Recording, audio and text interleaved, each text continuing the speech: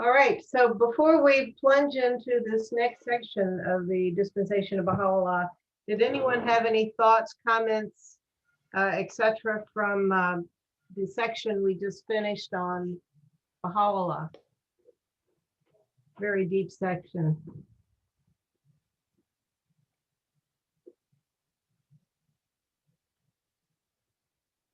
If not, we'll get started on the Bab, which is a much shorter section than the one on Baha'u'lláh. It's only 4 pages.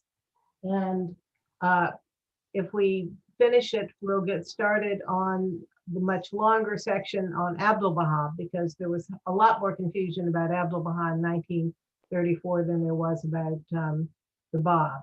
There was still confusion about the Bab, but it was much more intense with Abdul-Baha. And then after we finish the Abdul-Baha section in the next week or so, there's a section on Baha'i administration. He doesn't directly have a section on the guardianship, but that, of course, is covered a little bit in Baha'i administration. And once we finish the dispensation, there's one more letter in the World Order letters, and that's the 1936 letter, which is a real doozy. It's 40 pages, so it will probably take a number of weeks to get through it. But in it, he discusses the fall of Islam, the fall of Christianity, what's happening with the political structures around the world falling apart, which it certainly was in 1936. So I think you'll find it a very stimulating letter. The Guardian, as you can see, is building up steam as we go through these letters, from a 10 or 11 page letter to 40 pages. And then as soon as he finishes the letter that we will read as the end of this book, comes Advent of Divine Justice, which is, we think of it as a book. It's one letter, about a 70, 80 page letter. So the Guardian is really coming into his full glory as we go through these letters. All right, so let's talk about the Bab this evening. And the first thing that he is trying to make very clear to us is that he is a self-sufficient manifestation of God, and that this is one of our fundamental verities. He's not just the herald or the precursor of the Baha'i revelation. And I know for me, this is a trap when I'm trying to explain the Bab to non-Baha'is. It's real easy to say we have the Bab, who is sort of like John the Baptist, and then Christians, people from a Christian background can go, oh yes, that makes sense to me. But trying to explain that he's both a herald and a self-sufficient manifestation is a little bit harder for people who are not Baha'is to get their heads around. And this is one of the reasons that he is, at the time this letter was written, Shoghi Effendi had not finished translating Nabil's narrative. But he says here in this last sentence that one of his motives for going to that trouble was to enable every follower of the faith in the West to better understand and more readily grasp the tremendous implications of his exalted station and to more ardently admire and love him. You know, most Westerners in 1934 knew about the martyrdom of the Bab, but they didn't know all the other stories. You know, we didn't have the great-grandfathers like our Persian friends who could say, oh, my grandfather was there for Sheikh Tabarsi, you know. My great-great-great-grandmother met the Bab when he was in Isfahan or something. You know, we don't have that. So those stories were not part of their understanding. So Katya, can you read the next paragraph, please? There can be no doubt. Absolutely. There can be no doubt that the claim to the twofold station ordained for the Bab by the Almighty, a claim which he himself has so boldly advanced, which Baha'u'lláh has repeatedly affirmed, and to which the will and testament of Abdul-Baha has finally given the sanction of its testimony, constitutes the most distinctive feature of the Baha'i dispensation. It is a further evidence of its uniqueness, a tremendous ascension to the strength, to the mysterious power and authority with which this holy cycle has been invested. Indeed, the greatness of the Bab consists primarily not in his being the divinely appointed forerunner of so transcendent a revelation, but rather in his having been invested with the powers inherent in the inaugurator of a separate religious dispensation, and in his wielding, to a degree unrivaled by the messengers gone before him, the scepter of independent prophethood. Should I continue? Sure, let's go through this next paragraph, then we'll stop. Okay. The short duration of his dispensation, the restricted range within which his laws and ordinances have been made to operate, supply no criterion whatever wherewith to judge its divine origin and to evaluate the potency of its message. That so brief a span, Baha'u'lláh himself explains, should have separated this most mighty and wondrous revelation from mine own previous manifestation, is a secret that no man can unravel, and a mystery such as no mind can fathom. Its duration had been foreordained, and no man shall ever discover its reason unless and until he be informed of the contents of my hidden book. Behold, Baha'u'lláh further explains in the Kitab-i-Badi, one of his works refuting the arguments of the people of the Bayan, behold how immediately upon the completion of the 9th year of this wondrous, this most holy and merciful dispensation, the requisite number of pure, of wholly consecrated and sanctified souls had been most secretly consummated. All right, so in those two paragraphs, we have a lot of hidden mysteries to unravel, some of which we won't be able to unravel. So were there anything that jumped out at you in those two paragraphs, or that you'd like to comment or ask a question about?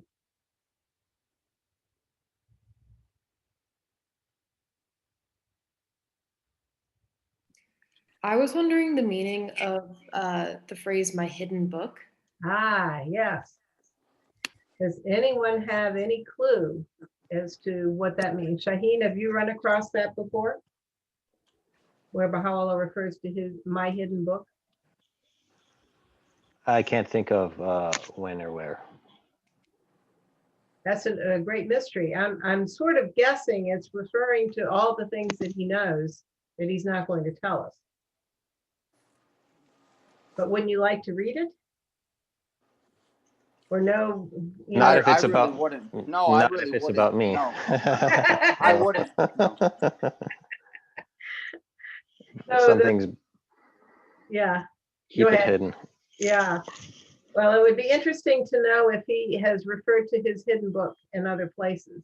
But I could tell you that there's it's not just the books that are hidden, but there's also souls and their stations, which in the Quran is termed the word is used as jinn, which is where genie comes from, Right. but even Muslims, they don't understand what it means. They think that there's spirit people that are around, and the entire mythology of Ali Baba and Aladdin, the genie comes from that. But jinn is actually people who are well aware of your state, condition, and station, but you are completely unaware of their state and condition. So, I mean, I like how it ties to the hidden book in that sense. Yeah. I've often had the happy thought that we don't have the guardian around anymore to appoint hands of the cause, but there probably are still people who have that station walking around on the earth. Oh, definitely. I can imagine that. Right. So he says that the Bob's dispensation is really a mystery. It's very short. Its range is restricted. Its ordinances were really never put into operation. And all of this was foreordained. And it's a secret that no man can unravel, and a mystery such as no mind can fathom. And then this very intriguing last sentence here. Behold how immediately upon the completion of the 9th year of this wondrous, this most holy and merciful dispensation, the requisite number of pure, of holy, consecrated, and sanctified souls had been most secretly consummated. Hi, Sarvi and John.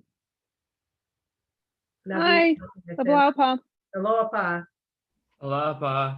And we have a new person, Shamim, joining us tonight, who I think is also working while you're joining us. So welcome. So anyone have any thoughts about what Baha'u'lláh might be referring to here?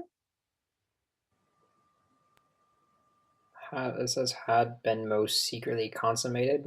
What is consummated? Can someone?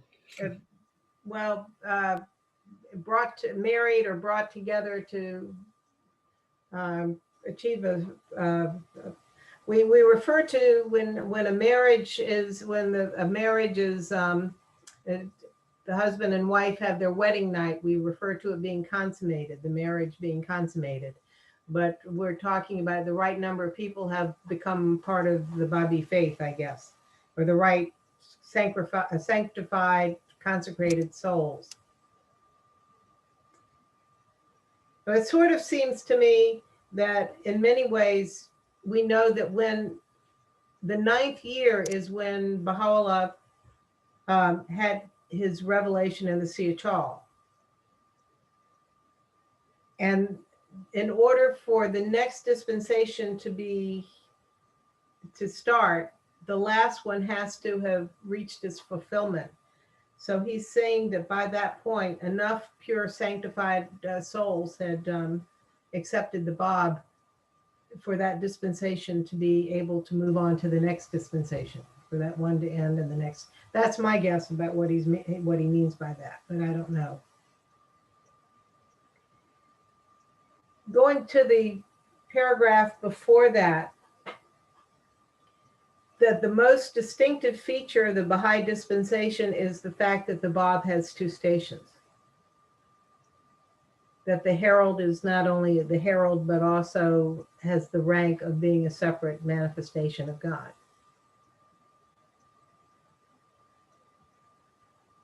So he wants us to think about what does that mean for the Baha'i dispensation to get a herald who is also a manifestation of God. Any thoughts or?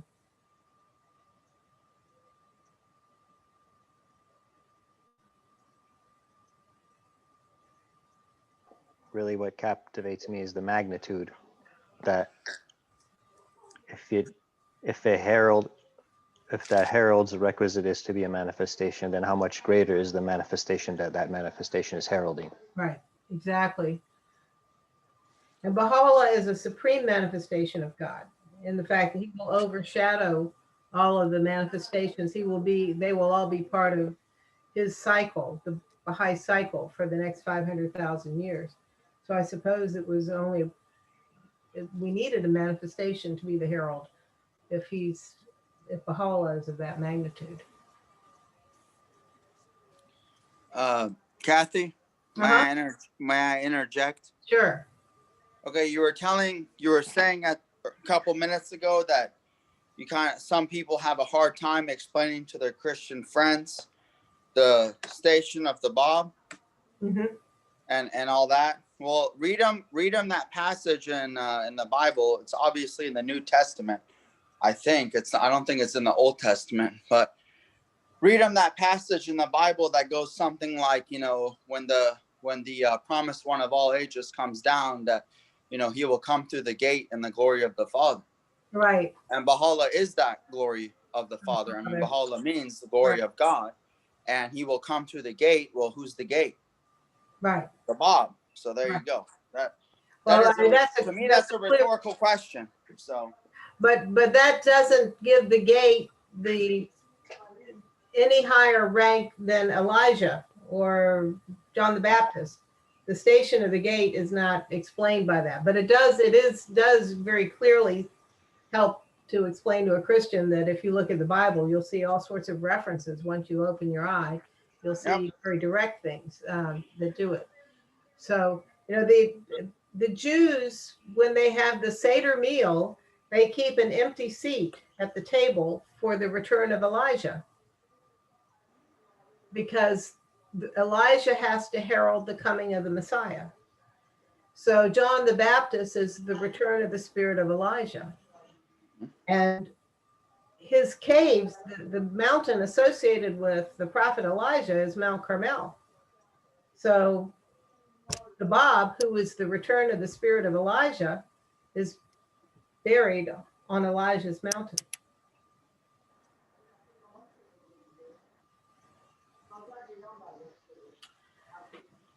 All right, so moving right along here. Naveen, could you read the next paragraph, please? Or actually the next two paragraphs? Turning out the marvelous happenings. Yes, please. The marvelous happenings that have heralded the advent of the founder of the Bahá'í dispensation, the dramatic circumstances of his own eventful life, the miraculous tragedy of his martyrdom, the magic of his influence exerted on the most eminent and powerful among his countrymen, to all of which every chapter of Nabil's stirring narrative testifies, should in themselves be regarded as sufficient evidence of the validity of his claim to so exalted a station among the prophets. However graphic the record which the eminent chronicler of his life has transmitted to posterity, so luminous a narrative must pale before the glowing tribune paid to the Bab by the pen of Bahá'u'lláh. The tribune the Bab himself has, by the clear assertion of his claim, abundantly supported, while the written testimonies of Abdu'l-Baha have powerfully reinforced its character and elucidated its meaning. So according to the Quran, what is the proof of the next manifestation of God? Or what is the supreme proof of a manifestation of God? Is it his revelation? Right, the revelation of Scripture, right? Because nobody can reveal Scripture. Nobody's smart enough to write Scripture. Lots of people have tried, but they can't do it. But here the Guardian is saying the biography of the Bab and the events surrounding his life are enough evidence of his claim aside from his Scripture. As I keep telling people, I used to be a pilgrim guide in the Holy Land. I used to say that, if this wasn't from God, who could make this up? I mean, the story is too fantastic to go from 1844 all the way to 1957. It's too amazing a story to have just been made up. Too many incidents, too much internal consistency. So he's saying that we need to use this as one of our many forms of proof. But now he's going to what's in the writings about this. So Sarvi, could you read what else, if not in the Quran, and then do the bullet points? And by the way, Shamim, and for those who haven't heard it before, I put the bullet points in. This is not the Guardian's approach, but hopefully it helps. So where it says, where else if not? Right. Okay. Where else, if not in the Kitab-i-Iran, can the student of the Bahá'í dispensation seek to find those affirmations that unmistakably attest the power and spirit which no man, except he be a manifestation of God, can manifest? Could such a thing, exclaims Baha'u'lláh, be made manifest except through the power of a divine revelation and the potency of God's invincible will? By the righteousness of God, were any one to entertain so great a revelation in his heart, the thought of such a declaration would alone confound him. Were the hearts of all men to be crowded into his heart, he would still hesitate to venture upon so awful an enterprise. No eye, he in another passage affirms, hath beheld so great an outpouring of bounty, nor hath any ear heard of such a revelation of loving kindness. The prophets endowed with constancy, whose loftiness and glory shine as the sun, were each honored with a book which all have seen, and the verses of which have been duly ascertained. Whereas the verses which have rained from this cloud of divine mercy have been so abundant that none hath yet been able to estimate their number, how can they belittle this revelation? Hath any age witnessed such momentous happenings?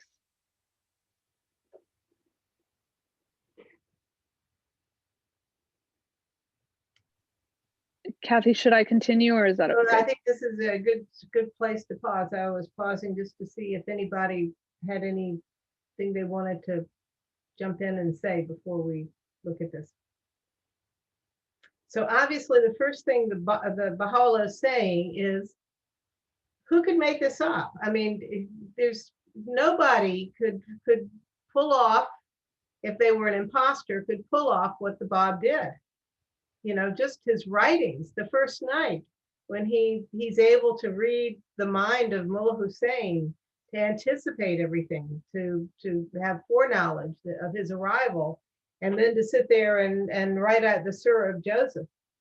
And if you talk to Nader Saidi, who has looked at everything that we have available in the Bab's original handwriting, and he's also looked at many of Baha'u'llah's passages in his own hand, there is no crossing out. There's no changing of everything. He didn't go back and say, oh, I think I like this phrase better, I'll change it to that. It's perfect and final from the moment he writes it.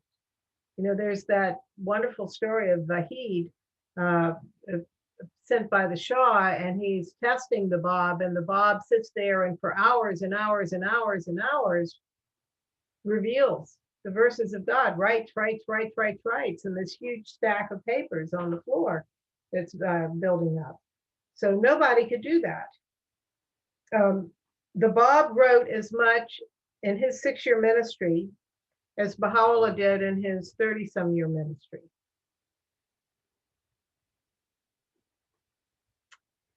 So this prophets endowed with constancy, what is being referred to there? Does anyone have a thought or the names of any prophets endowed with constancy? Constancy implies you have a book, particularly laws that you reveal for your revelation, that everyone must, under your shadow, proceed. Mm-hmm. And those that do not write a book, particularly the lesser prophets, such as, the Quran even calls Alexander the Great a prophet. Like, such as these great people who have arisen in history, they didn't per se they didn't leave a book, they didn't leave a religion, they were a part of the religion of the manifestation of God before them.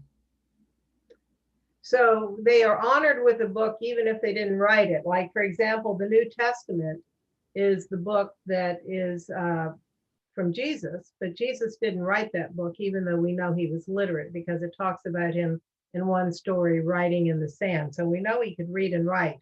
Also, he could read the Torah in the synagogue, but he didn't write the New Testament. That was written by, but it is the book that's associated with him. And according to Jewish tradition, Moses wrote some of the books of the Old Testament, but one of the ones that's attributed to him at the end of the book says, and Moses died and was buried in a cave, and to this day, nobody knows where it is. So clearly Moses didn't write that part of that book, if he wrote any of them. Muhammad, we know, was illiterate, but yet we have the Quran, which is people taking dictation of what he said and putting it down as quickly as they could on whatever was available to write on. But then we have people like Elijah, we have, all the prophets of John the Baptist, all the prophets in the Old and New Testament, Peter and Paul.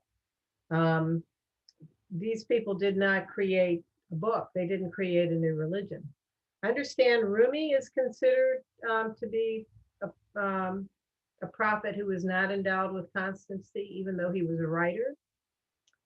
So it's interesting. It'd be interesting to know who these other prophets are who were not endowed with constancy.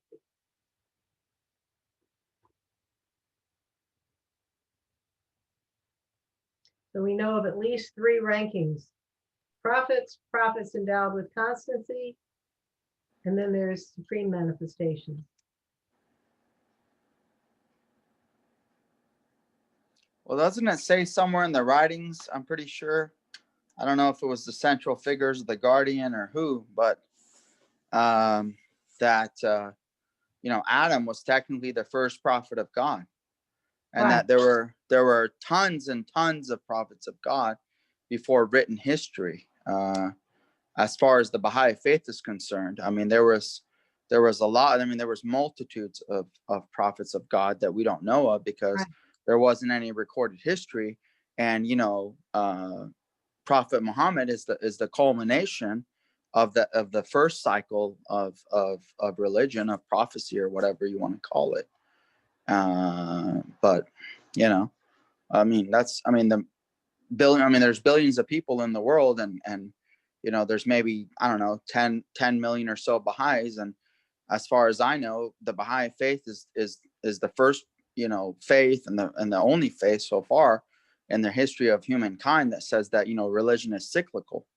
Every other religion believes that our prophet is the last one, the next one's going to come, we don't know when, it's going to be in the end times, or in the book of Revelation, John says the end times, and the dead will rise from their graves, and the stars will fall, and the lion will sleep with the lamb, and the Antichrist, and all that.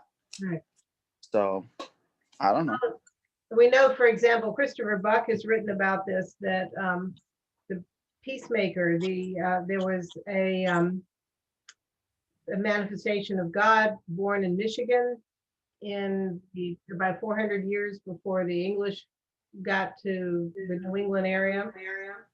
And if you know the Longfellow poem, the Song of Hiawatha, Hiawatha was like his Aaron.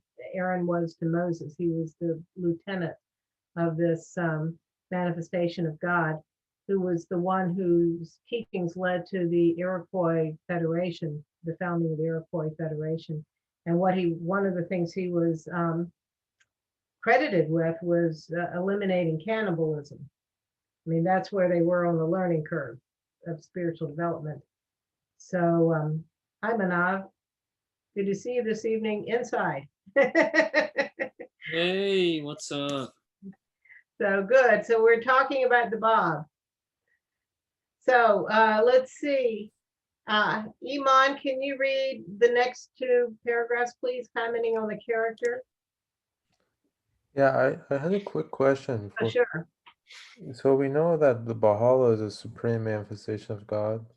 Which other manifestations of God were also supreme manifestations of God, other than Baha'u'lláh? We don't know. I mean, maybe Adam was a supreme manifestation of God if he was the beginning of the Adamic cycle. But we know he was so far back in history.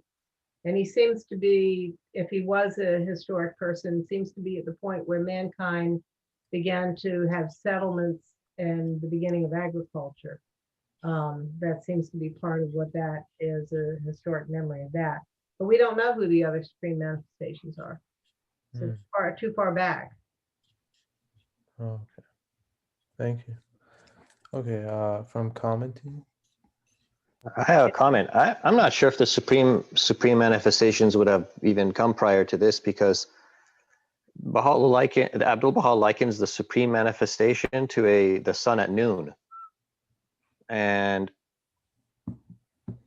the sun at noon is basically at its peak, at its zenith. But humanity has never been at its zenith before. This is the beginning of our zenith. And then, of course, Abdu'l-Baha says that countless ages and centuries has to go by for another supreme manifestation of God to come.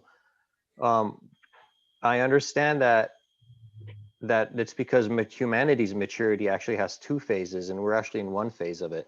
The Guardian had mentioned, and even though this is a pilgrim's note, that that although we like there's the maturity of a person is at 15, but there's another mature the peak of maturity. So 15 is like the beginning of maturity, right? Then the peak of maturity is about age 40. So that's your peak adulthood. So maybe at that point another supreme manifestation of God can come, sure, when humanity is at its Olympic level maturity. But I don't think it would have happened before this. Well, except that we get some very intriguing statements from Abdu'l-Baha, and that there have been periods in history where mankind was far more advanced than we are now. And so, I mean, it could be that even before we had the dinosaurs, that there had been a whole other series, that the age of the Earth is much, much older than we like to give it credit for, and that it's been through many periods. So I don't know. It's all speculation. So there could have been periods where mankind went through its whole cycle and then started all over again. I don't know. I don't know. I doubt that. I think it's more of thinking of it from a standpoint of the universe as a totality, not just the Earth. If you think about the human soul as define it spiritually, which would be in any creature capable of recognizing its creator or having been created for that purpose, then there's human quote unquote souls dispersed, all throughout the universe. Right. And each of them can mature according to their own time. Right. But on planet Earth, it's us, I think. I don't know. Anyway, who knows? You're right. It's all speculation. Yeah, it's interesting speculation. Very interesting speculation. So particularly when you start reading things that the age of the universe had no beginning. How do we get our head around that? Because we have the Big Bang Theory, but something happened before the bang. There was a moment before the bang. So how did the bang get started? So it's cyclical. It has no beginning and no end because it's cyclical. Yeah. And Buddhists understand that very well. So something can have a phenomenal beginning and a phenomenal end. And Abdu'l-Baha describes that as a contingent world, this has a phenomenal beginning and a phenomenal end. And that things can come and go, which includes our galaxy, our visible portion of the universe, even the universe itself, in that sense, can still have a beginning and end. But as far as the universe of creation, that has no beginning and no end. And when you even this is more of a concept of astrophysics, is that we shouldn't think about time as the way we think about it right now, with beginning and end and whatnot. When you approach that, even that Big Bang, it's that time doesn't become a factor anymore. It's not that time, ceases to exist or anything like that. So there are moments before that. It's just that, as Abdu'l-Baha says, there won't be any trace of things that remain when one cycle is complete to another. Right. Which is why we don't know. If there had been, we would never know. We don't know. Yeah. The manifestation helps us identify those things. Yeah. All right. Very interesting. Always appreciate your comments, Shahi. Imam, can you start reading, please, the next two paragraphs? Yes. Commenting on the character and influence of those heroes and martyrs whom the spirit of the Bab had so magically transformed, Baha'u'lláh reveals the following. If these companions be not the true strivers after God, who else could be called by this name? If these companions, with all their marvelous testimonies and wondrous works, be false, who then is worthy to claim for himself the truth? Has the world since the day of Adam witnessed such tumult, such violent commotion? Methinks patience was revealed only by virtue of their fortitude, and faithfulness itself was begotten only by their deeds. Should I read? Yes, please. Wishing to stress the sublimity of the Bab's revelation, Bab's exalted station as compared with that of the prophets of the past, Baha'u'lláh in that same epistle asserts, no understanding can grasp the nature of his revelation, nor can any knowledge comprehend the full measure of his faith. He then quotes, in confirmation of his argument, these prophetic words, knowledge is 20 and 7 letters. All that the prophets have revealed are 2 letters thereof. No man thus far hath known more than these 2 letters. But when the Ghaim shall arise, he will cause the remaining 20 and 5 letters to be made manifest. Behold, he adds, how great and lofty is his station. His rank exceedeth that of all the prophets, and his revelation transcendeth the comprehension and understanding of all their chosen ones. Of his revelation, he further adds, the prophets of God, his saints and chosen ones, have either not been informed nor or in pursuance of God's inscrutable decree, they have not disclosed.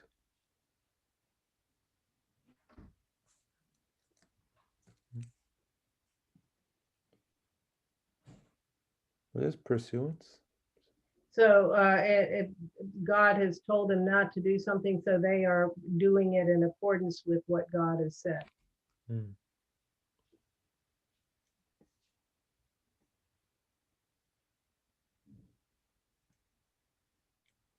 So in that first paragraph, heroes and martyrs, what's pretty amazing is think of the people like Qudus and Mullah Hussein, who the Bab said, you're going to follow me to martyrdom.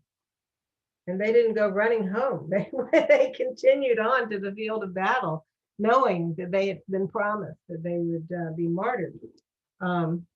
The people who stuck it out at Fort Sheikh Tabarsi, all they had to do was march out and say, I'm done with this religion. I don't want to be part of it anymore. I renounced the Bab and his claims. All of the other people who had Neriz and Zanjan, all they had to do was renounce their faith, but they went in the face of bullets and cannons and starvation, their families being put into dire necessity, and they did it willingly. And they did it without having seen a full book of the Babs. They may have only seen a few tablets, may have never met the Bab, and yet they were willing to give their life. And it's really pretty amazing. So then we get the station of the Bab, as Baha'u'lláh is trying to explain it to us. Knowledge is 20 and 7 letters. All that the prophets have revealed are 2 letters thereof. No man thus far hath known more than these 2 letters. So if you read the Quran, you read the Bible, the Bhagavad Gita, whatever, you're not going to get more than those 2 letters. But when the Gayam shall arise, he will cause the remaining 20 and 5 letters to be made manifest.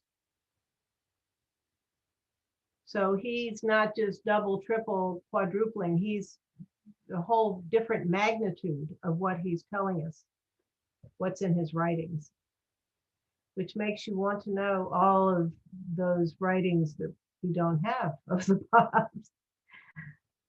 I have to talk to Nader Saidi about it. But it shows the level of his rank and station. And it says his rank excelleth that of all the prophets. And of his revelation, the prophets of God, his saints and chosen ones, have either not been informed, I guess that's probably referring to the saints and chosen ones, or in pursuance of God's inscrutable decree, they have not disclosed. So the prophets of God themselves didn't tell everything they knew about the Bab.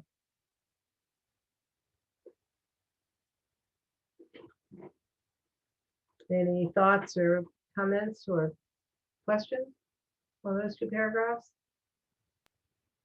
If I recall, I think when Mullah Hussein found out about the Bab's mission, it was through poetry, which I think was like very mind-blowing as to like what, well, he understood his mission through reading poetry, which I found, which is really mind-blowing. It wasn't like the Bayan necessarily to understand the magnitude of the Bab's revelation. It was literally how the Bab's influence had kind of pierced the understanding of the human reality, if you will. I don't know. I just found that so interesting.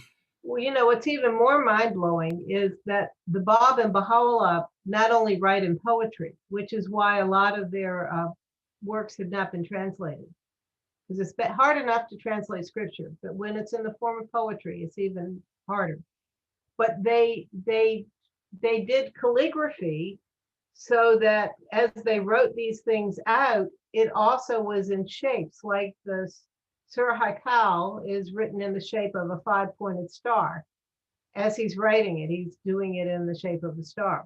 And the Bab in particular was very good at another Middle Eastern thing, that because the Bab, most of the Bab's writing is in Arabic, which is why the Persian, well, the Bab did two things, and the Baha'u'lláh mentions the second one in the Kitab-i-Aqdas. But first of all, most of his 95%, according to Nader Saidi, 95% of the Bab's writing is in Arabic and has not been translated into Persian as well as English.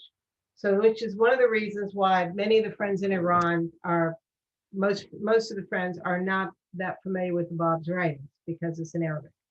The second thing is the Bab came with the other purpose of preparing the way for Baha'u'lláh, and he felt that Arabic needed new vocabulary and new grammatical rules for the fullness of the revelation of Baha'u'lláh to be expressed, that it couldn't, as it wasn't adequate.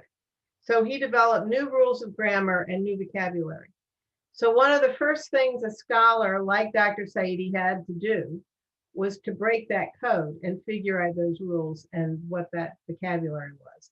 So when the Baha'u'lláh mentions this in the Kitab-i-Aqdas and says that even though my predecessor did this on my behalf, I'm going to exempt you guys from having to use the new rules of grammar and so forth. He mentions that in the Aqdas. And then also when he was being tried, they said because he started using his new rules of grammar, they cut him off when he was revealing the word of God, because they said, well, you don't even know basic Arabic grammar. It's because he'd come up with new rules for it. So this is how he felt that language as we had it in 1844 was not adequate. It was not enough for this revelation. So we have this wonderful sea of his words that we haven't even begun to plumb, because most of what is available to those of us who don't speak Arabic is the writings extolling Baha'u'lláh, him whom God shall make manifest. We don't have most of his other writings yet on other topics. So it's pretty amazing. Pretty amazing.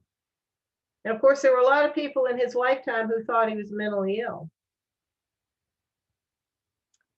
And this is why before they executed him, they sent a British doctor to examine him and see if there was enough a sign of mental illness as a reason to not execute him, because he's doing things that are not normal. Jesus was accused of the same thing. It's in the New Testament that he was accused of the same thing. So we can't even begin to fathom who the Bab is. All right, so let's see. John, can you pick up the next paragraph, please? Of all the tributes.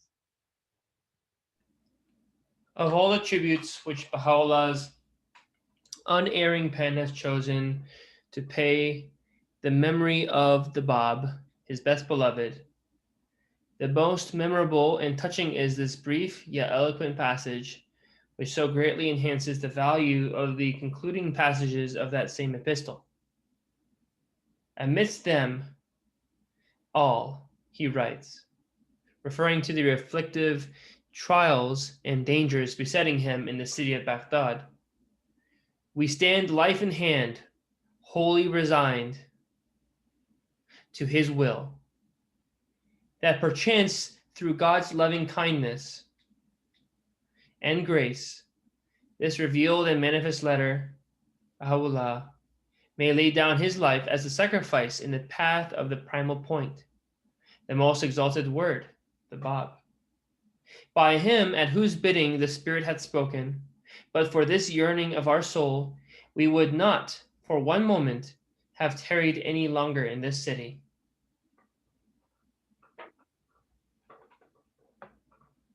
Any thoughts about that? Very touching. And he was enduring what he was enduring during that period up until the point of his declaration as a sacrifice for the Bob.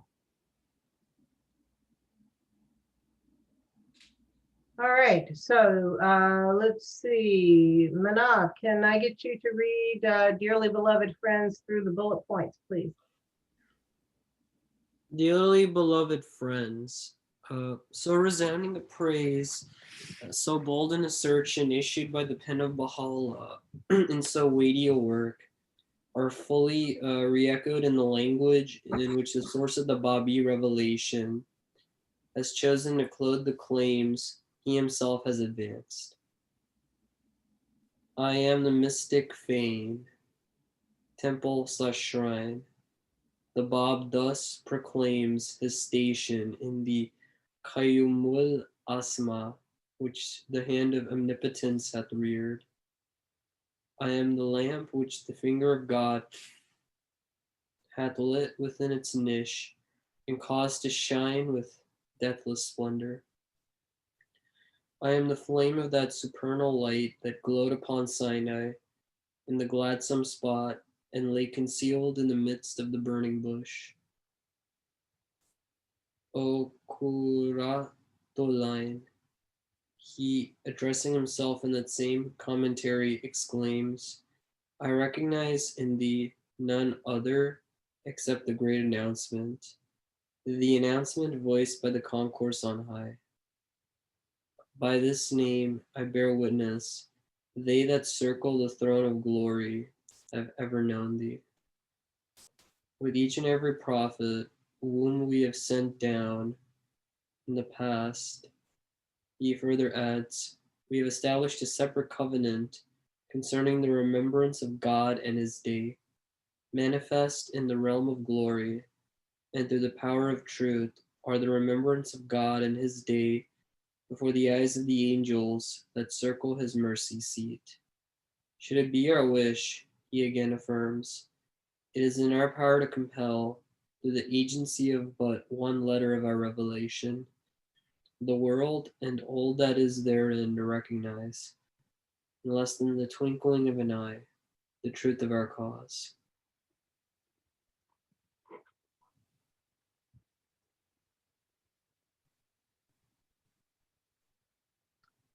Thank you. So you see how, as the Bob is sitting at Maku or in prison at Shirik, he had the power through just one letter of his revelation to cause the world and all that is therein to recognize in less than a twinkling of an eye the truth of their cause. He's not a helpless being. He had that power given by God. And he says he's the mystic fane. He's a mystical temple or shrine which God has created. He's a lamp lit with the finger of God. The flame that glowed on Mount Sinai in the midst of the burning bush to Moses. Baha'u'lláh also talks about himself being the burning bush or the behind the burning bush. And then the Quatratul Ain, he's talking about himself. He calls himself the great announcement. And that the Supreme Concourse who circle the throne of glory have always known him. And that every prophet has sent down a covenant regarding the ones coming after them. And that the angels that circle around his mercy seat are thoroughly familiar, manifest in the realm of glory through the power of truth. They know him as the remembrance of God, this one that had been the earlier prophets had talked about, just as he will talk about he whom God shall make manifest. So the inmates, the angels in the next world who are not bound by time and space, they know all these prophets and they know him.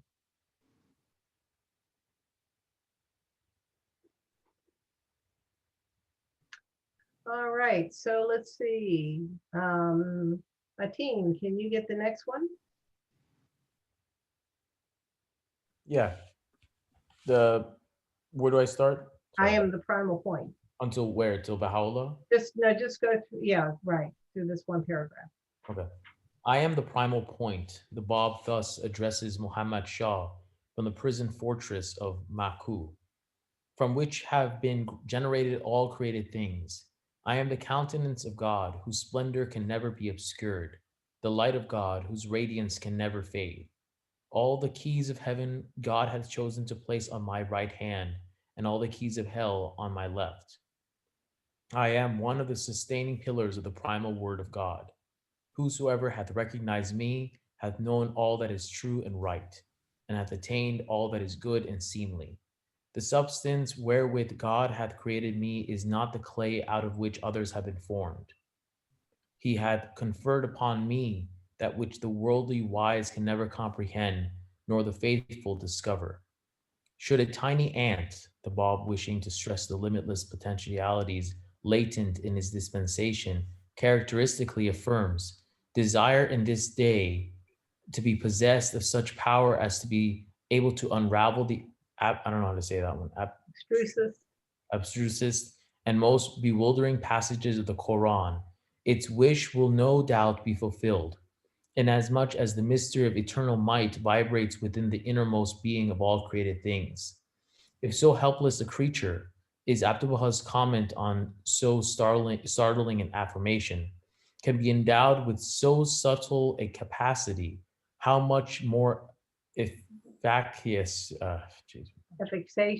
efficacious must be the power released through the liberal effusions of the grace of Baha'u'lláh.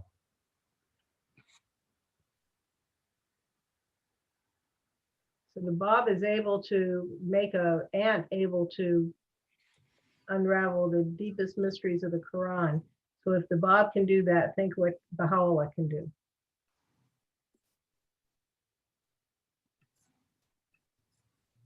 I love that when he says there, kind of like stop me for saying, he says, the substance wherewith God hath created me is not the clay out of which others have been formed.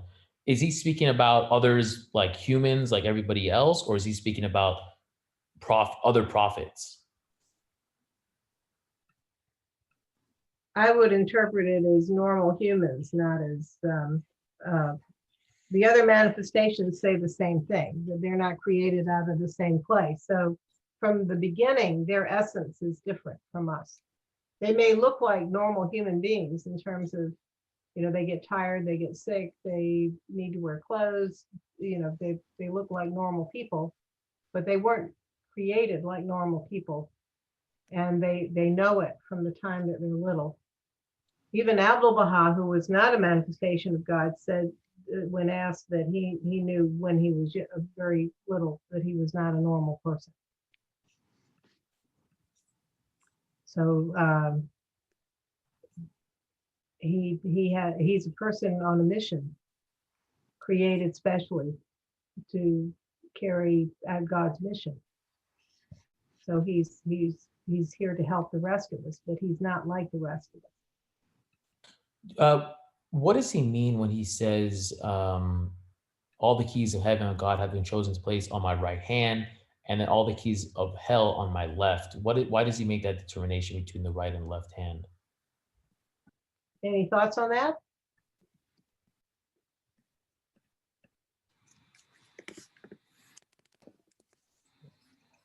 I have two thoughts. One is he's speaking to the language of the people that are familiar with that context, and historically, across many cultures, left is seen as sinister and right is seen as good. But his point is that he has the capacity to judge people when he has the keys to the two domains. And That's good the and evil. important part. Yeah, hell is evil. Heaven is good behavior. So yeah, well put. He says, I am one of the sustaining pillars of the primal word of God. He also calls himself the primal point. The primal word, I think, is, as Book of John says, in the beginning was the Word, and the Word was God, and the Word was with God. the word B and E joined in it together. The creation, the beginning. He's part of God from the creation.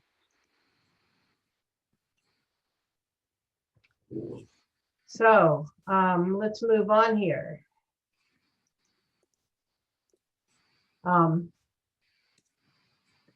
Let's see, Sarush, could you read the next two paragraphs, please?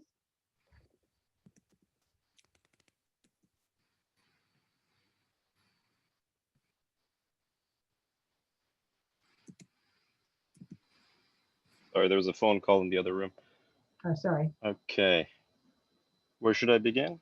I can't see. Can you see it? To these authoritative assertions, solemn declarations? Sure. To these authoritative assertions and solemn declarations made by Baha'u'lláh and the Bab must be added Abdul-Baha's own incontrovertible testimony. He, the appointed interpreter of the utterances of both Baha'u'lláh and the Bab, corroborates, not by implication, but in clear and categorical language, both in his tablets and in his testament, the truth of the statements to which I have already referred. In a tablet addressed to a Baha'i in Mazandaran, in which he unfolds the meaning of a misinterpreted statement attributed to him regarding the rise of the sun of truth in this century, he sets forth briefly but conclusively what should remain for all time, our true conception of the relationship between the two manifestations associated with the Baha'i dispensation.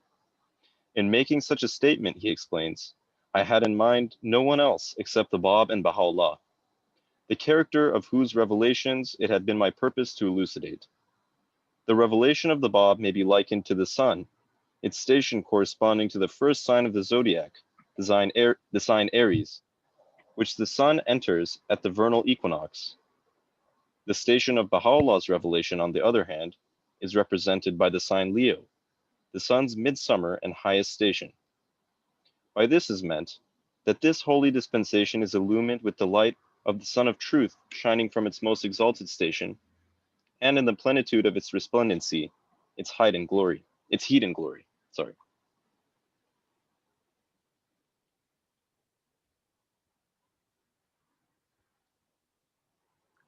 So it's interesting to go back to the first paragraph. Thank you, Sarush.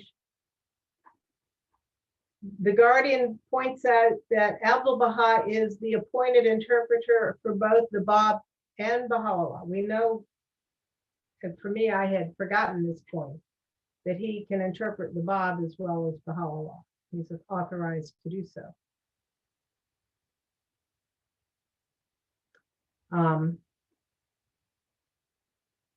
So how many people were surprised that at the use of the astrological signs by the Abdul-Baha to explain the stations of the Bab and Baha'u'lláh?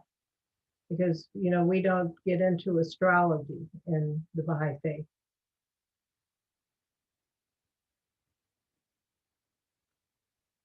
I know this sometimes bothers some people, more Westerners than it does Eastern people, but in the East, everyone understands the signs of the zodiac because of their symbolic nature.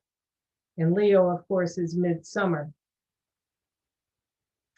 whereas the Bab is more the spring, the time of Nowruz. Yeah, I think over here it's associated with like predictions of people's lives or whatever. Right. But I mean, I think all Abdul-Baha is saying is, you know, because in Iran at least, a lot of, especially since I've never done it because I never actually, you know, grew up there. But I've heard stories where my parents and, you know, extended family, you know, on a summer night, you know, the roofs are flat in Iran. So what you do is you basically sleep almost like camping out on top of your home, and you just stare into the stars. You know, I think it's a pretty cool way. You know, you have to go to Yosemite to do such a thing here, but over there, everybody just does that. It's a common thing. And so they're more in touch with just the changing of the seasons and the changing, you know, night sky above their heads. So they know, oh, you know, it's summertime and those are the constellations that are out now, or it's winter, those are the constellations that are out now. So this is how Abdul-Baha is explaining it. Right.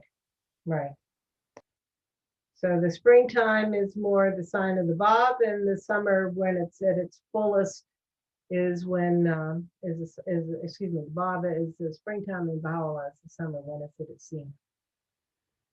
All right, I know we're getting late here, so let's see. We lost our two ladies, I think.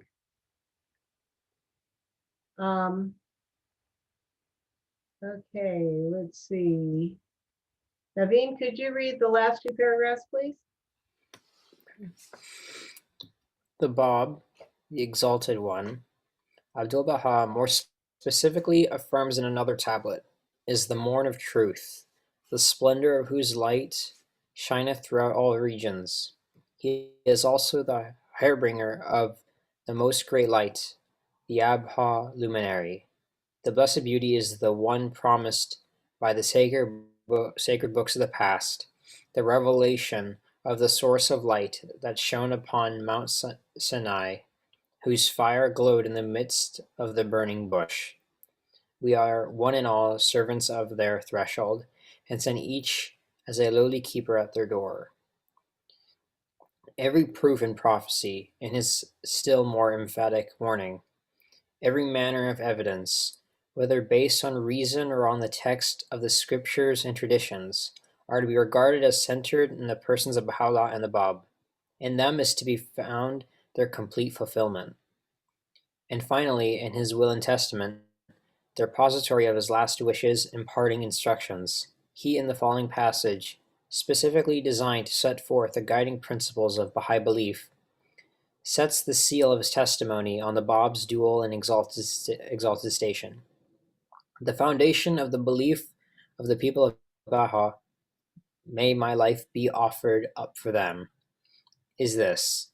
His Holiness, the Exalted One, the Bab, is the manifestation of the unity and oneness of God, and the forerunner of the ancient beauty, Baha'u'lláh.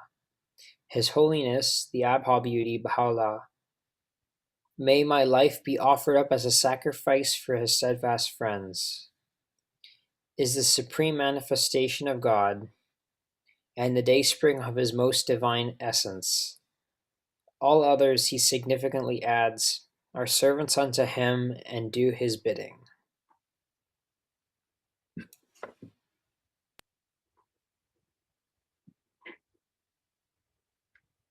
So the guardian is trying to make sure we get the point.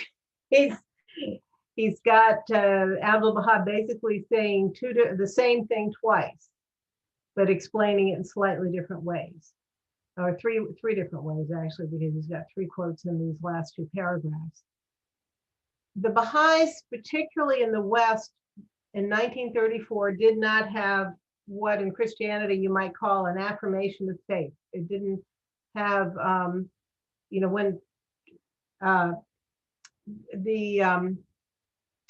in Christianity, there came a point where they had to decide who was a Christian and who wasn't, and it was based on, did you follow a certain set of beliefs? So for example, I learned the Nicene Creed growing up in Christianity. I believe in God, the Father Almighty, maker of heaven and earth, and in Jesus Christ, his only Son, our Lord, who was conceived by the Holy Spirit, born of the Virgin Mary, so forth.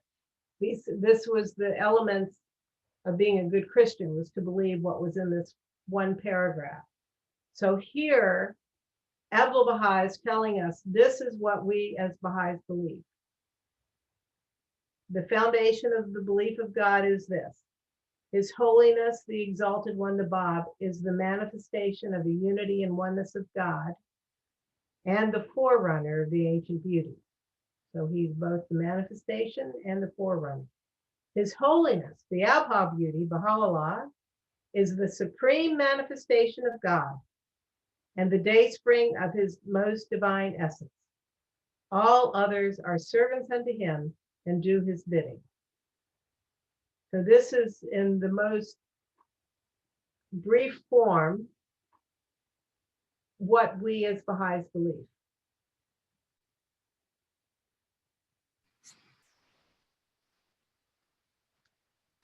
So now my thing is How do we tell other people that we believe Baha'u'lláh is like the Messiah for every religion? Because that's a very, very I mean, I remember like when I first studied the Baha'i faith, it was something I had doubt about. I'm like, how can this Baha'u'lláh guy be like the Messiah for like all these religions? It seems like a really lofty claim. But then I realized, yeah, but then I'm starting to think like, if somebody makes this kind of claim, they're either really crazy to the point of complete like, I'm not, I'm not, don't take this as, well, hear me out. Like, they're either really delusional or they are lying about it or they are telling the truth. I mean, so I don't think anybody would advance such a claim unless they were so sure of it. And then that said person would have, I mean, Baha'u'lláh seemed like he was definitely very, I mean, Baha'u'lláh was able to lead an entire religious community that was persecuted and advance these claims as well. So what convinced you? Well, some of these things that you're bringing up again as we study these writings. As I keep saying, if it's not from God, who could make this up? It's just too fantastical. It's too internally consistent. And it's not just the writings, it's the history and the fact that so many of the people who have been followers of this faith and willing to give their lives for it were just not, they were people who were religious scholars. Many of them were mujtahids, which in the Christian terms would be the equivalent of being bishops. They were renowned people who accepted this faith and were willing to give their lives for it. And it's all documented. I mean, that's what's even more amazing is it's all documented. Many Americans, when I was first a Baha'i back in the 1970s, there were a lot of people around still who had known Abdul Baha. So we could hear firsthand stories of Abdul Baha. So that was a great way for those of us who were just, first discovering the faith to feel confirmed in it. But it's a very good question you've asked. I mean, and this is the one thing that everyone on this call needs to be thinking about. How do you explain this to someone who is not a Baha'i? And especially someone who is still attached to another manifestation of God. Part of me sometimes when this comes up, it's sometimes I found that, describing some of the events that happened is kind of a tricky approach. Mm-hmm. Sometimes I feel that something in the way the writings are expressed, like I suppose the way the faith is centered on the advancement of civilization in some way, I sort of feel that, I don't know, like in some way, like we're supposed to believe in the manifestations of God for their teachings, not for the supernatural stuff necessarily. Right. So I sometimes think about like when I first got involved in Baha'i activities, the one thing that threw me off was the fact that the character was like so pure, and it meddled with me. How can someone be so pure while serving the world? And it didn't make any sense. And so I don't know. I just feel like when reading the writings, kind of, in a sense, proves it in a way. I don't know. But then again, we can't just ask everyone to just read the writings. I suppose sometimes the actions of an individual from reading the writings as a manifestation of that in reality, I suppose. I don't even know what I'm saying anymore, but No, I mean, the writings should be the main proof, and they are one of the most important proofs. But some people, I remember I read some commentary on the faith from someone who wasn't a Baha'i, and he picked up the hidden words and he thought it was just gibberish. And a lot of the hidden words would seem to be gibberish if you didn't know more of their context.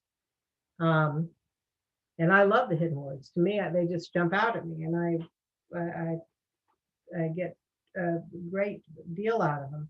But when I first was a Baha'i, I was a college student, and I found it very difficult to read the Baha'i writings.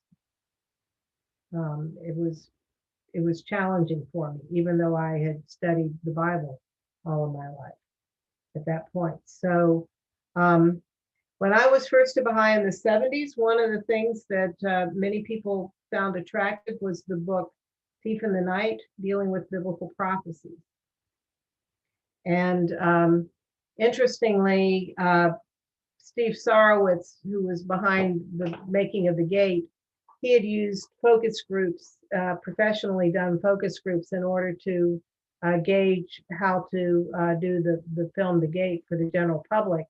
And he had been dealing with the George Ronald publishers about bringing Thief in the Night out again, to this great classic on biblical prophecy in the Baha'i faith. And because people in England at George Ronald sort of thought that the day had passed and that Thief in the Night didn't have any modern relevancy to now. So he got a focus group in the United States, and one of the members of the focus group, who was being paid to read the book, became a Baha'i. Just from reading the book, you know. She said, I only did it for the money, but now I want to be a Baha'i. So, you know, I mean, people come at it from many different angles. And if they're currently involved in a church or are sincere in the Judeo-Christian background, then you do have to deal with prophecy and show them that they're not turning away from Jesus or Moses or Abraham. But with other people, it's the social teachings. You know, many people are very attracted to our ideas on race and ideas on the equality of men and women and elimination of prejudice in one world and so forth. So people come from different angles, but at some point they have to get to the statement of Abdu'l-Baha, these statements of Abdu'l-Baha. If they don't get to that point, they haven't really become Baha'is. And I've seen plenty of people in my years, particularly the ones who came in the 70s and the 80s, who never got past God is one, man is one, and we're all going to sit around and sing Kumbaya together. They didn't fully appreciate who Baha'u'lláh was and who the Bab was. And so their faith was tested and they left. And we were teaching the faith for many years like it was a social movement or a political party. And we're much more than that. You know, we're much more than that. And many of the teachings of Baha'u'lláh are challenging for people at this time. Particularly our moral teachings are very challenging right now, to say the least. So you have to think, okay, who is this fellow? Who are we talking about? He's not a normal person. The clay out of which others are made is not who these men were made. They are particularly Baha'u'lláh, the supreme manifestation of God. With what voice and authority is he speaking? Is he going to be your teacher? That's what the seeker is really having to decide. Is Baha'u'lláh going to be his or her teacher? Not do they agree with Baha'u'lláh, but is he worthy of being their teacher? And do they need a teacher? Sometimes that's the first question. They have to get their ego out of the way. So living in Los Angeles, like I noticed like there's definitely like a lot of people who are, I guess for lack of a better term, new age spirituality, individualism, and I mean like also just like, for lack of a better word, hippies. I mean, I feel like the hippie vibes are still at least around where, at least like I've been in circles where there's definitely a lot of people who are hippies who, they'd fit right into the good old days of the 60s and 70s. And I think I'm becoming one of those people. Sort Well, of, it sort of clashes at times with like, because I mean, like, I guess like the new age individualistic unorganized religion versus any sort of organized religion, which in this case for me is the Baha'i faith. Like, because for me it's like I have a label, but then it's like there's people who are like, oh, God is inside of you, and when you say namaste, you bow to the divine in other people. And also the idea of like finding your purpose and past lives. And this is when I became a Baha'i in the 70s. Most of our firesides were people sitting around, a bunch of college students sitting around on a floor in an apartment with a candle in the middle and someone with a guitar. It was but that was what the early Western believers in the 1890s and early parts of the 20th century, most of them came from theosophy and spiritualism and all those kinds of mystical out there, occult. A lot of them were into the occult stuff. And when you look at who invited Abdul Baha to give talks when he was in the West, everywhere he went, it was a theosophist, Annie Besant and that group of. I mean, they had theosophy was partly, it was into reincarnation, partly based in India. They had sort of a guru character and all this sort of stuff. yeah. And a lot of the Baha'is came from that background. And Chogi Effendi is speaking to that group in dispensation of Bahá'u'lláh. He's saying you have to understand that we're not just people who like to pray and have some good ideas. This is God's messenger. God's messenger. He has some real specific things to tell us. And to get the world turned around, we're going to have organization. When the first LSAs were formed in 1922, this is what I've been immersed in this last couple of weeks, because that's what I'm writing about right now. There was this whole group who said, oh, well, the Abdul Baha said the faith could never be organized. And then Chogi Effendi said, well, that's a bad translation. That's not what he said at all. Yes, it can be organized. We're never going to accomplish anything if we're not organized. But there have always been these mystical currents of people, and the faith tends to attract a lot of those folks. But for them to stay, they have to understand that they have to put their ego aside. They have to be the empty cup, the Zen Buddhist empty cup or the hollow reed. They have to get that ego out. And that's where it's hard. And some of them are also in love with the search.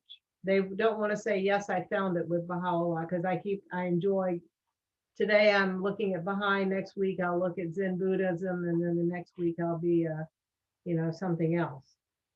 So this has always been, we've always had that element, particularly in the West, of earth mothers and former hippies. And, you look at most of the Baha'is over 60 in the United States, most of us came from that background.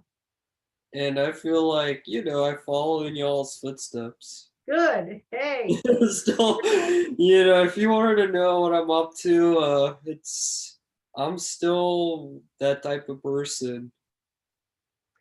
But we have to, this is where the next section, or the last section will be very helpful, Baha'i administration, because this was a huge test, because we were dealing with Baha'is who came from these mystical backgrounds. You know, they were into Christian Science and this, that, and the other, you know. This is who showed up at the meetings. So Shoghi Effendi understands that, and he will address that. And when you see the section on Baha'i administration, you'll understand why there's a balance there that we have to meet. So if we don't get people to understand who Baha'u'lláh is, as we attract them to the faith, they won't stay with it.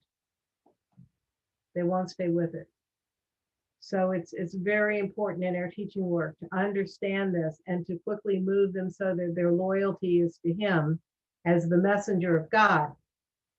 You know, that he knows what he's talking about. We don't know what we're talking about, but he knows what he's talking about. Many of these people are that you're talking about would have been, in early Christianity, they were called Gnostics.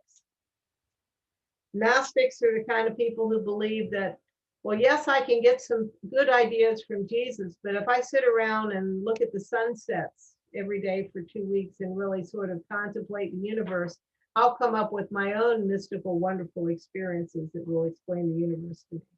That's Gnosticism. But there's a strong element of ego in Gnosticism.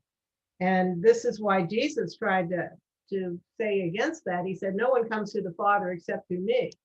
In other words, without the help of a manifestation, you can't figure the world out.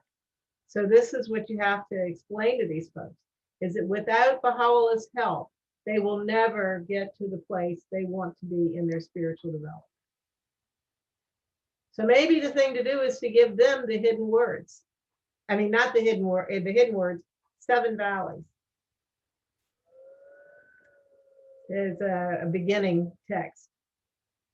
There's also a wonderful text called Baha'u'llah's Teachings on Spiritual Reality, which you can download through on the internet from Palabra. Baha'u'llah's Teachings on Spiritual Reality, and that's a wonderful thing for people who are more mystically inclined and interested in their spiritual growth as individuals. But ultimately, you have to get them to the source. Why accept Baha'u'llah's approach to life in the universe and not some yogas or yogis, you know? Well, yeah, that's definitely that's the same conflict that I'm facing. Yeah. And Yeah. Baha'u'llah says if you try to alter your consciousness artificially with drugs, you actually mess your soul up. He says, don't do it, you know? He says, don't use alcohol. Don't do all these. If you do all these things, you're going to not develop yourself spiritually. But ultimately, you develop yourself spiritually through obedience to the messenger of God and service. So if service, which gets you out of yourself, that also really moves you. But you have to get to the point, the primal point, and then the ancient beauty. You don't get to those two, you'll forever wander in the wilderness. So you have to explain to them why.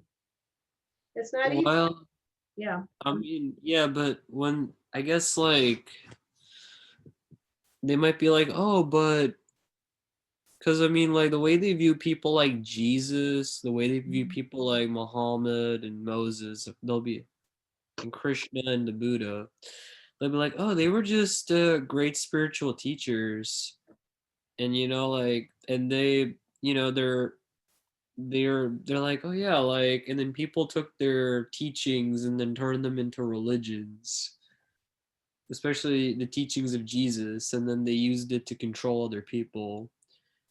And that's, I mean, that's one thing why, like, that's one reason why they'll say, oh, I'm spiritual but I'm not religious, which is basically their way of saying, oh, I mean, the way I see it is like, oh, they want to create their own religion of, oh, I do yoga, I do meditation, I go see my local energy healer every month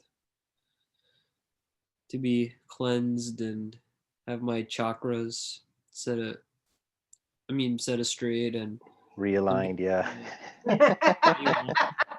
People do other things. You should get ayahuasca bring your use. car in for a wheel alignment, get your chakra aligned. F off. This Go to is a chiropractor and a chakra specialist and a Reiki healer, all three combo. That'd be nice. this has been going on as long as there have been human beings. There's been that line of thinking. Like I said, in Christianity, it was the Gnostics and other weird groups.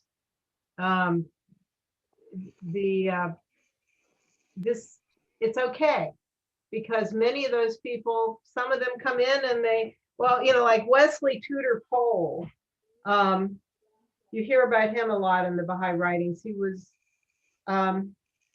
he was kind of a Baha'i and kind of not a Baha'i, but he was very into like theosophy and a whole lot of other sort of the occult stuff. And he said he was channeling someone who was a soldier who had been killed in World War I, and he wrote the man's life story based on his spiritual experiences with channeling this dead soldier. And he basically drifted away from the faith. He was a friend, I believe, of Arthur Conan Doyle, the Sherlock Holmes author, who was also very much into all that sort of stuff, and Houdini and that kind of thing. So, the early Baha'is were very into that. But it's interesting, Brigadier Kanu made an interesting statement one time. We got invited to her house for dinner one night, and we're sitting around in the kitchen with her, and she said that when in the period of time immediately close to the manifestation of God, the veil between this world and the next is much thinner. And the further in time you get away from the messenger of God, the less that veil becomes thicker again. And so this is why in the 19th century, for example, you read what was going on in Europe and the United States, there were all these seances and things like this, all kinds of mystical and crazy experiences people were having, dreams and visions and all this kind of, it was that, because she said that, the way she explained it, the veil was thinner. So people were having experiences more. When I was a pilgrim guide, I had an elderly lady who was from California, and she had been, and her job had been to be the clerk of the records of the California State Mental Hospital. The records went back well over 100 years.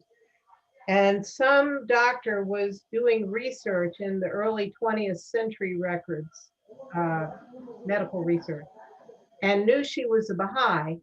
So he sought her out one day and he said, it's so weird what I'm finding in these records from 1912. Inmates in the California correctional system, mental health system, were having visions and dreams about Abdu'l-Baha. They're stuck in the state mental hospitals and they're having visions and dreams. Wow.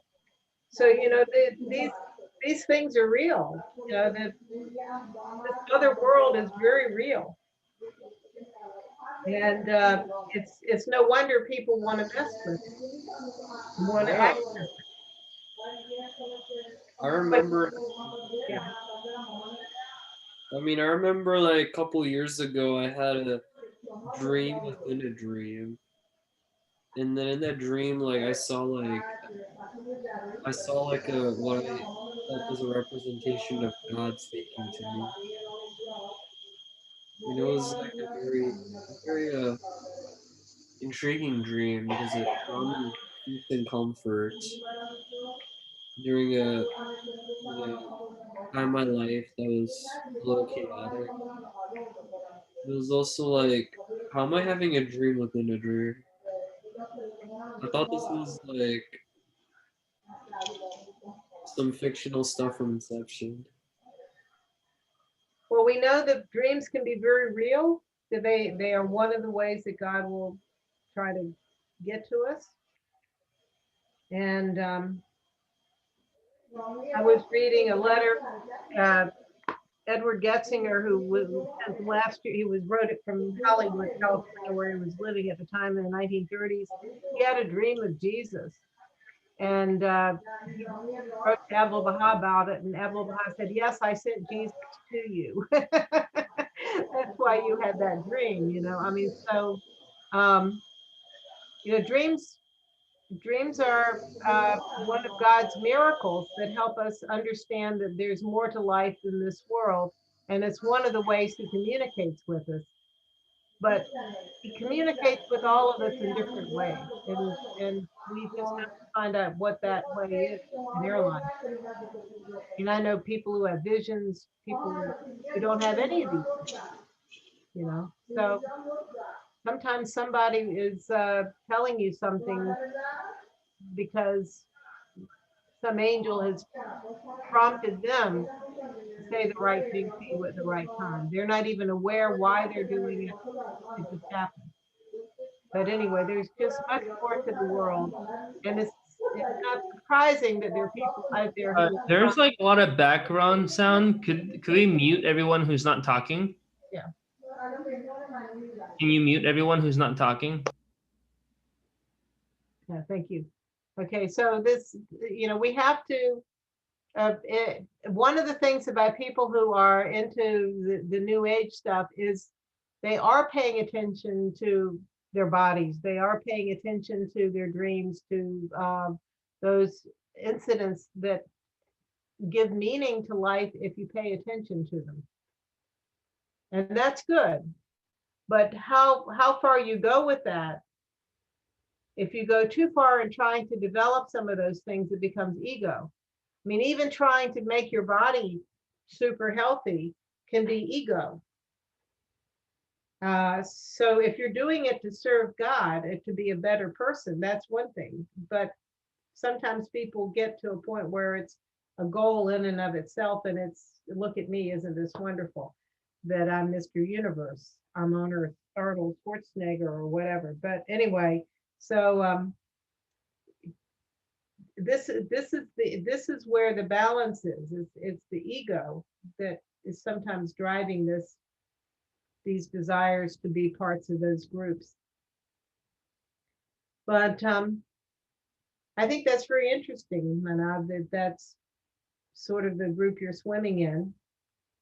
And I know for me, it took me a number of years after I became a Baha'i to really fully accept Baha'u'lláh, because I was very much attached to Jesus.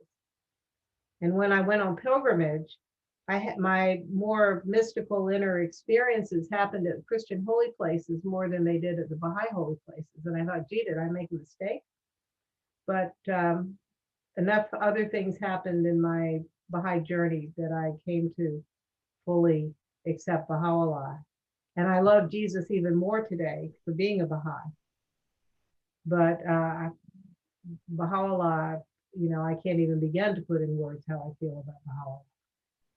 But that's a journey we all have to take. And if we don't take that journey, if we don't accept the messenger of God for this day, all the striving that your friends are doing is not going to get them anywhere. It's not going to make their life rich.